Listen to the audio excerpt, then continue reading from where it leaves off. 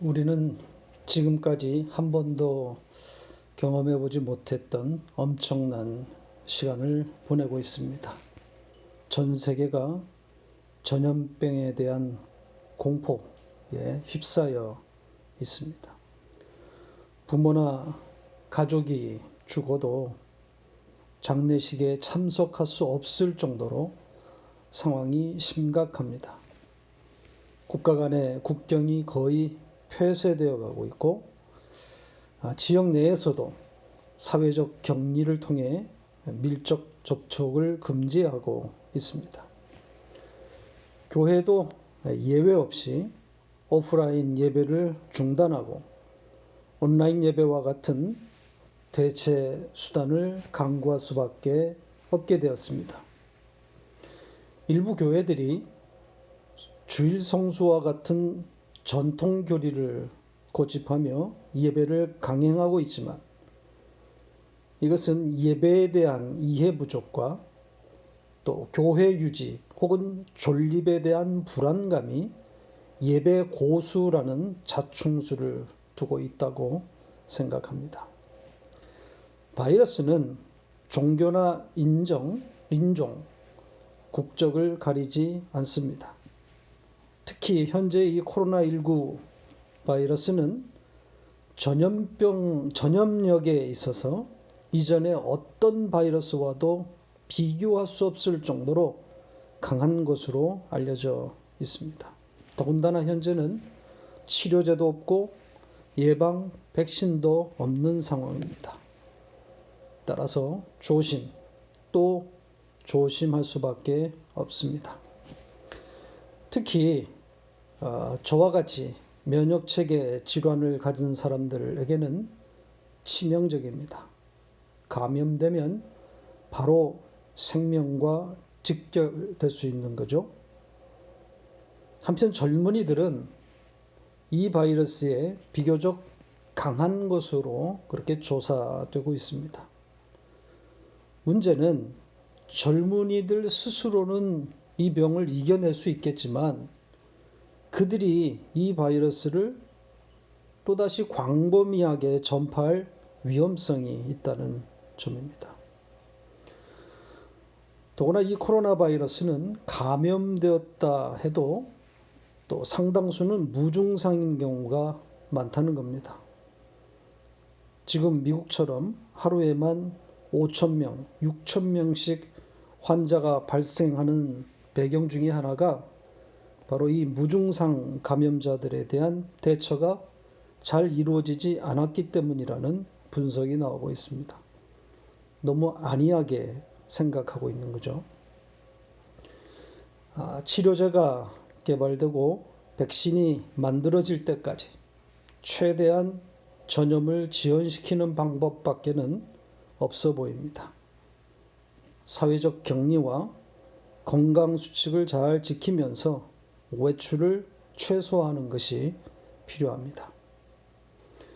저희 교회는 공적 예배 없이 1년 반이라는 시간을 오프라인에서 잘 견디온 경험이 있습니다.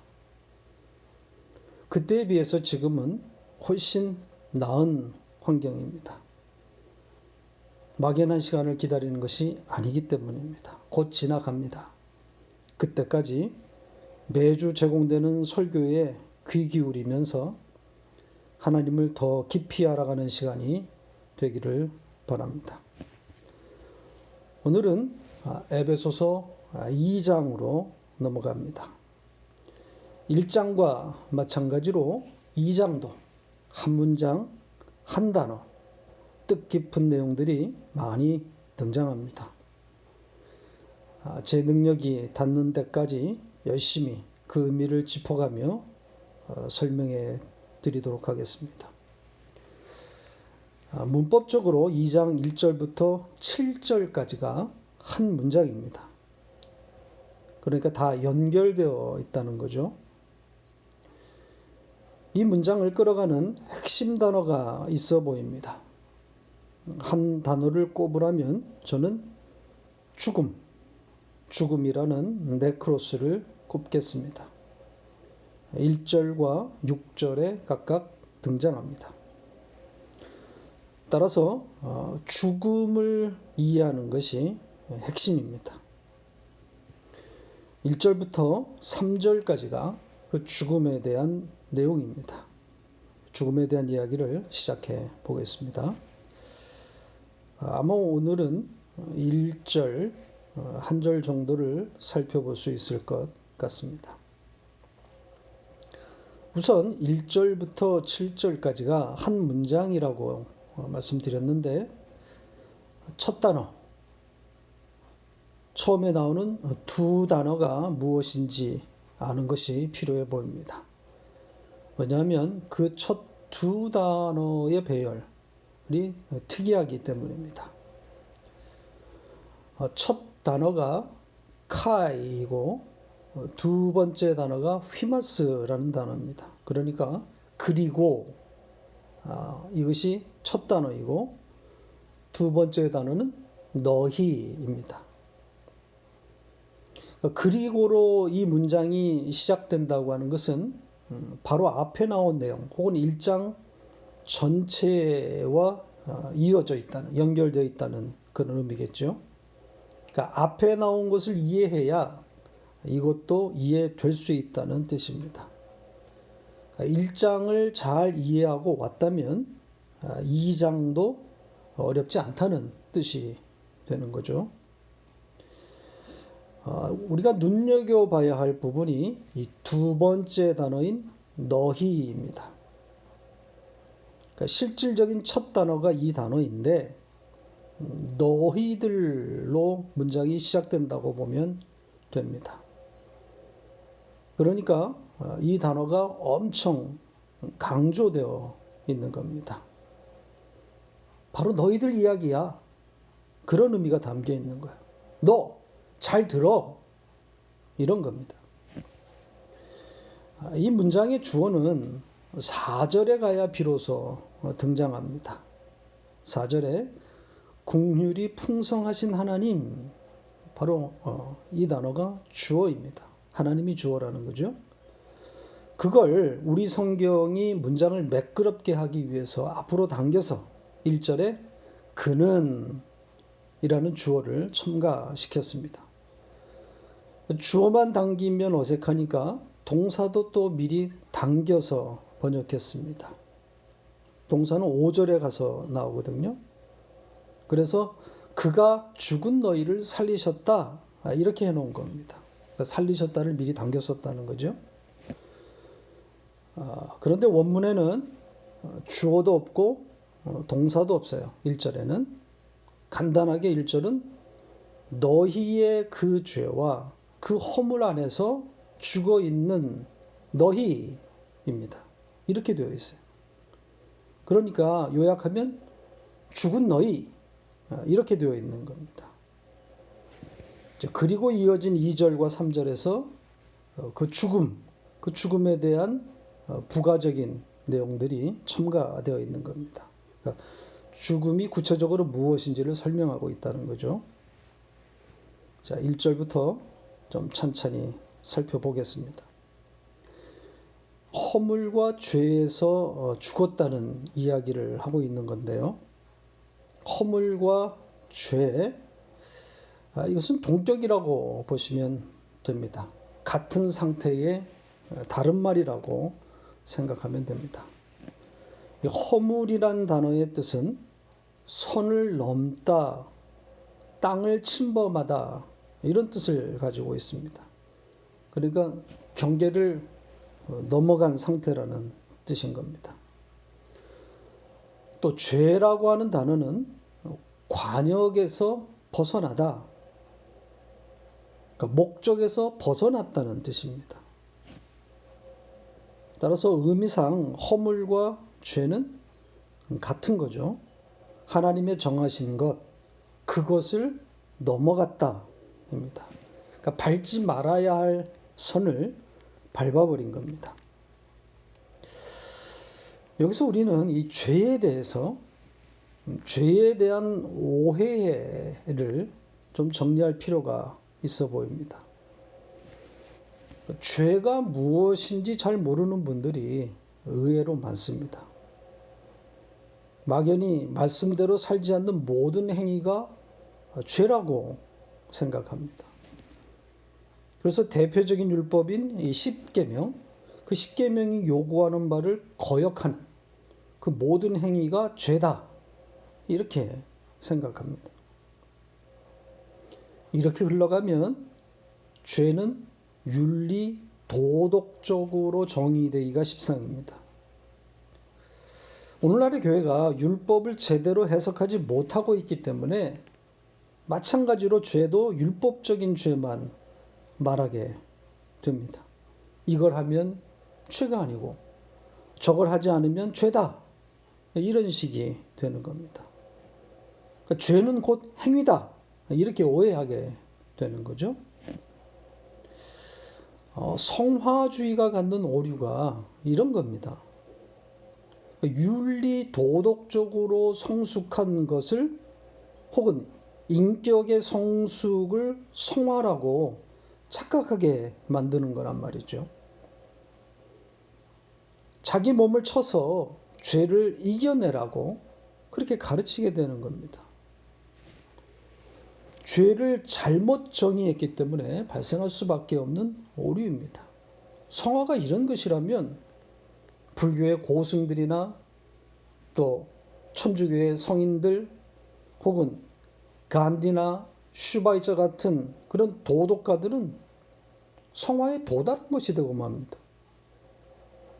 그들의 높은 도덕적 수준을 따라갈 수가 없잖아요. 예수 없는 그들이 성화가 되었다는 것이 말이 되지 않아요. 예수님 당시에 바리새인들과 서기관들이 이런 도덕적 높은 수준에 있었던 사람들입니다. 백성들에게 추앙받던 최고의 도덕가들입니다. 존경을 받았던 사람들입니다. 도덕적으로 흠이 없었던 사람들입니다. 그런데 예수님은 유독 이들만 비판합니다. 예수님의 주적이 바리새인들과 서기관들이란 말이죠. 쌍욕을 하면서 이들을 저주했습니다. 이들은 율법대로 살아왔고 그래서 백성들로부터 칭송과 존경을 받았던 사람들인데 왜 예수님은 온갖 욕을 퍼부으면서 이들에게 저주를 쏟아냈을까요? 유난히 그들이 미워서 그런 겁니까? 아니면 그들을 가르쳐서 회개에 이르게 하기 위함이었나요? 그것도 아니잖아요. 그들을 가르치기 위함이 아니라 자기의 백성을 가르치기 위함 아니겠습니까? 율법이 뭔지, 죄가 무엇인지 가르치기 위해서 당시 최고의 도덕가들인 이들을 엑스트라로 세워 자기 백성을 가르치는 겁니다. 오늘날의 교회가 같은 현상입니다. 율법주의적 성화에 몰입되어 있습니다. 예수님을 본받자, 예수처럼 살자, 성숙한 인격과 높은 도덕으로 무장해서 세상을 변화시키자, 정복하자. 도덕 재무장 운동을 하고 있는 그런 착각을 하게 만듭니다. 그걸 성화라고 오해하고 있어요. 아닙니다. 죄는 하나님과의 관계에서 발생되는 겁니다.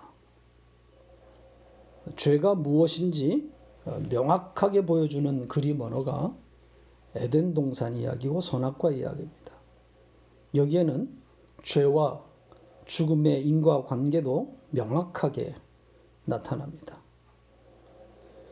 인간에게 죽음이 어떻게 찾아왔다고 합니까? 죽음의 직접적인 원인이 뭡니까? 선악과를 따먹는 행위겠죠? 자, 창세기 2장 17절입니다. 제가 읽겠습니다.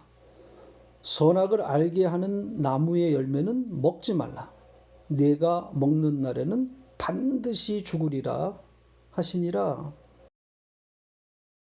여기에 반드시 죽으리라 하는 이 말은 죽고 또 죽는다는 뜻입니다.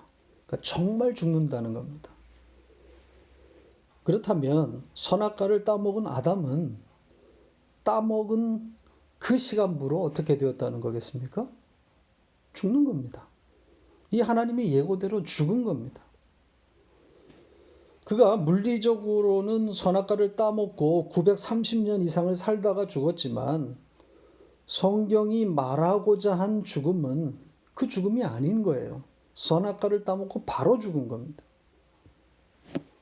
아무튼 죽음은 선악과를 따먹은 것의 결과입니다. 따라서 선악과를 따먹은 사건은 죄가 무엇인지를 알려주는 열쇠 같은 사건입니다. 뱀이 하와를 통해서 아담을 어떻게 유혹했습니까? 선악과에 어떤 의미를 부여했지요? 엄청난 말을 했지요. 창세기 3장 4절로 5절에 보면 뱀이 여자에게 이르되 너희가 결코 죽지 아니하리라. 너희가 그것을 먹는 날에는 너희 눈이 밝아져 하나님과 같이 되어 선악을 알 줄 하나님이 아심이니라. 하나님께서 하신 말씀을 정면으로 부정하는 말을 합니다. 거기에다 뱀은 다른 말을 또 첨가하고 있어요. 계시를 말하고 있습니다. 하나님이 숨겨놓은 비밀이 있다는 겁니다. 그 과일을 먹는 순간 눈이 밝아져서 하나님같이 되어 선악을 알게 된다는 거예요. 하나님처럼 하나님과 같은 존재가 된다는 겁니다. 하나님이 알려주지 않았던 비밀을 뱀이 알려주고 있는 거예요. 이 과일을 먹으면 눈이 밝아져서 선악을 알게 되고 또 하나님처럼 하나님 같은 존재가 된다고 말해주고 있는 거예요.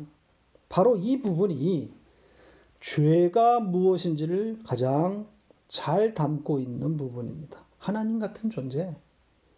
그래서 선악을 알게 되는 것, 이것이 바로 죄의 본질입니다. 하나님과 맞먹어 보겠다는 그런 말이 아닙니다. 하나님 없이 스스로 살아보겠다는 거예요. 스스로 선악을 구분해 보겠다는 겁니다.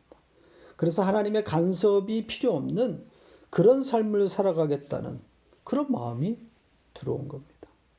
그리고 실제로 이렇게 되어버립니다. 선악과를 따먹자 인간에게 일어난 일이 바로 이겁니다. 창세기 3장 7절이 뭐라고 말합니까?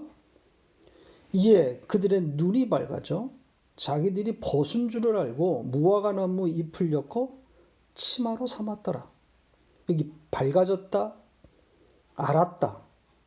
지금 뱀이 말한 대로 뱀이 사용했던 그 동사들 그대로 지금 여기에 등장하고 있습니다. 밝아졌고 알게 되었습니다. 무슨 뜻이겠어요? 하나님 같은 존재가 되었다고, 또 선악을 알게 되었다고 착각하게 되었다는 거죠. 바로 이게 죄입니다. 죄의 본질이 이겁니다. 내가 하나님이 되어버리는 겁니다. 내가 좋고 나쁨을 판단하는 주체가 되는 겁니다. 그래서 자기가 판단해서 좋은 것, 선한 것은 지키고 악한 것은 버리겠다는 거예요. 한마디로 자기가 주인 되어서 살겠다는 겁니다. 이 마음이 들어온 거예요. 선악과를 따먹고 일어나니. 그 결과 어떻게 된 거예요? 자기가 하나님 되어 스스로 하나님 되어 살겠다는 이 마음과 함께 죽은 겁니다. 그 마음과 함께 죽는 거예요. 그게 죽음입니다. 그러니까 죄가 들어오고 그 죄로 말미암아 죽는 거예요. 죽은 거예요. 인간의 역사는 이렇게 시작되는 겁니다. 죽음으로 시작되는 겁니다. 자, 여기에서 좀 첨가할 내용이 있습니다. 선악과 사건을 읽을 때 유의해야 될 내용입니다. 선악과 사건을 일으킨 주범, 누가 이 선악과 사건 혹은 이 계획을 세웠는가 하는 문제입니다. 이 전통적인 시각은 인간의 배신, 따라서 하나님은 책임이 없다, 이겁니다. 하나님은 자기의 형상을 따라서 인간을 만들었기 때문에 이 최초의 인간의 상태는 무죄, 죄가 없는 상태였고, 따라서 하나님은 인간이 선악과 앞에서도 뱀의 유혹을 물리치고 사망에 이르지 않을 것을 기대하셨다는 거예요. 그러나 안타깝게도 불행하게도 인간은 이런 하나님의 기대와 소원을 뒤로하고 뱀의 유혹에 빠져 그만 선악과를 따먹는 바람에, 그래서 어떻게 되었다는 거겠어요? 하나님을 당황하게 만들어 버렸다는 거죠. 원래 하나님의 계획에 없던 일이 벌어졌다는 거예요. 원래 하나님의 계획은 인간이 하나님의 말씀대로 잘 살면서 또 이 우주를 다스리고 이 땅에서 행복하게 살기를 바라고 인간을 창조했는데, 그만 그 계획이 틀어져 버린 꼴이 되는 겁니다. 그래서 어쩔 수 없이 원래 계획이 없었던 플랜 B가 작동되었다는 겁니다. 그 플랜 B가 뭐라는 거겠어요? 그게 십자가라는 거예요. 그러니까 독생하신 아들을 죽여서, 대신 죽여서 이 선악과를 따먹고 죽은 자기 백성을 살려내는 이 속량의 방식이 이때 등장했다는 겁니다. 어떻습니까? 모순이죠. 모순투성이입니다. 하나님의 무지함을 어떻게 설명할 겁니까? 아니, 하나님이 얼마나 못났으면 인간이 배신 때릴 것을 인지하지 못했다는 겁니까? 바로 앞에 일어날 일을 알지 못해서 당황하는 그런 신이라면 우리가 신뢰할 수 있겠어요? 그리고 결정적인 것은 창세전 언약을 설명할 방법이 없습니다. 창세전 언약과 정면으로 충돌합니다. 이 십자가에 의한 속량이, 그러니까 그 어린 양 예수의 죽음이 창세전에 이미 일어났다고 성경은 말하고 있는데, 이걸 어떻게 설명할 겁니까? 그러니까 아담이 선악과를 따먹는 바람에 모든 계획이 틀어져 버린 게 아니란 말입니다. 그게 아니라 아담이 선악과를 따먹는 그 그림도 다 하나님의 계획 안에 있었다고 해야 맞는 거죠. 그걸 먹고 죽는 것이 있어야, 그래야 추구해 사는 것 아니겠습니까? 죽여서 살리는 게 복음이에요. 그래서 선악과를 동산 중앙에 심어놓는 겁니다. 그것도 보암직하고 또 먹음직하게 만들어 놓은 겁니다. 정말 하나님께서 인간이 그것을 먹지 않기를 기대하셨다면 다른 방법이 등장해야 합니다. 숨겨 놓았든지 아니면 아예 만들지 않아야 하는 것이고, 그리고 뱀도 등장하면 안 됩니다. 조금만 생각하면, 뇌를 작동하면 답을 얻을 수 있는 문제입니다. 이렇게 인간은 죄에서 시작되는 겁니다. 죽음에서 시작하는 것이 인생입니다. 그리고 그 죽음에서 어떻게 살아나게 되었는가를 배우는 것이 신앙생활이에요. 다시 오늘 본문 1절로 돌아갑니다. 중요한 내용이 있습니다. 죄와 죽음에 대한 중요한 그런 내용입니다.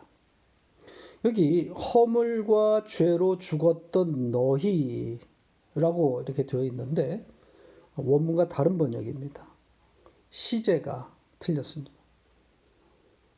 여기 죽었던 과거형으로 번역을 했는데 원문의 시제는 현재입니다. 또 헬라어의 현재형은 현재 진행의 의미를 갖습니다. 따라서 반복적으로 죽어 있는 너희, 이런 뜻이 됩니다. 왜 이런 표현이 등장하고 있을까요? 과거형 동사를 사용해도 의미상 아무 문제가 없는데, 그렇잖아요? 아니 문맥상으로 보면 과거형 동사를 썼어야 맞는 것 같은데 왜 현재형으로 표현했느냐 하는 겁니다. 5절에도 똑같이 반복하고 있습니다. 5절에 보면 5절 상반절에 허물로 죽은 우리를 그리스도와 함께 살리셨고, 여기서는 번역이 죽은으로 되어 있습니다. 일관성이 없죠. 그러나 원문은 1절과 같아요. 현재형 동사를 써서 계속 죽어 있는 혹은 반복적으로 죽는 너희, 우리 이렇게 되어 있습니다. 그러면서도 이 이어서 나오는 살렸다, 살렸다는 동사는 또 과거형을 씁니다. 그러니까 굉장히 해석하기가 까다로운 문장인 거죠. 일단 오늘은 이 죽었다는 그런 내용만 다루고 이 살렸다는 것은 5절 할 때 따로 설명을 드리겠습니다. 오늘은 왜 현재형을 사용했는가 하는 것만 말씀드리고 마치겠습니다. 조금 전 우리가 이 창세기의 선악과 사건을 말하면서 아담이 언제 죽은 것인가에 대해서 말씀을 드렸습니다. 그러니까 아담은 선악과를 따먹은 순간 하나님의 예고대로 죽은 겁니다. 저와 함께 그때 죽은 겁니다. 살았으나 죽은 거죠. 죄의 결과는 죽음이란 말입니다. 죄의 삭은 사망이라고 성경이 말하고 있지 않습니까? 자, 이게 죽음인데 사도 바울이 왜 에베소 교인들이 반복해서 죽는다고 표현했느냐 하는 거죠. 그러니까 에베소 교인들에게 한 말은 곧 교회, 우리들을 향한 말이기도 합니다. 그러니까 우리가 반복해서 죽고 있다는 그런 의미가 되는 거죠. 과거형을 써서 죽었던 너희라고 했으면 이거는 원죄를 말하는 것이구나 이렇게 해석하면 되는데, 이 현재형을 사용했다고 하는 것은 매일 죽음을 경험하는, 즉 죽음에서 빠져나올 수 없는 그 어떤 상태를 지금 말하고 있는 거 아니겠습니까? 선언적으로 성도는 죄와 상관없는 의인이고 따라서 사망과 관계없는 영원한 생명, 영생을 가진 자이지만 그럼에도 불구하고 여전히 죄에 갇혀서 죽음을 경험해야 하는 위치에 있다는 것을 말하고 있는 겁니다. 성경은 우리가 죄에, 불순종에 갇혔다고 말하고 있습니다. 죄에 꽁꽁 묶인 자들이라고 말하고 있습니다.